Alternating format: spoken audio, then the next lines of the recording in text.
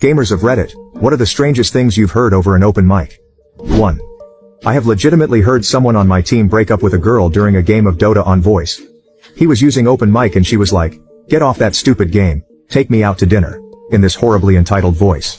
After around 10 minutes of him being calm and saying things like, "It's okay baby, just let me finish this game, I will get punished if I leave," and her just not understanding that she issued an ultimatum. "If you don't turn that game off right now and take me to dinner, I am leaving."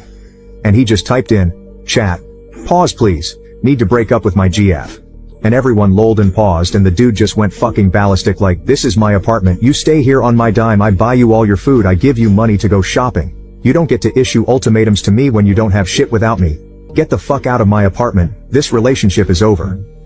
Then it was lots of her crying and yelling and bringing up all this shit he did wrong in the past as if that was going to help, and eventually he just said, "Sorry, relationship is over, I don't care. Bring a truck and one of those douchebag bar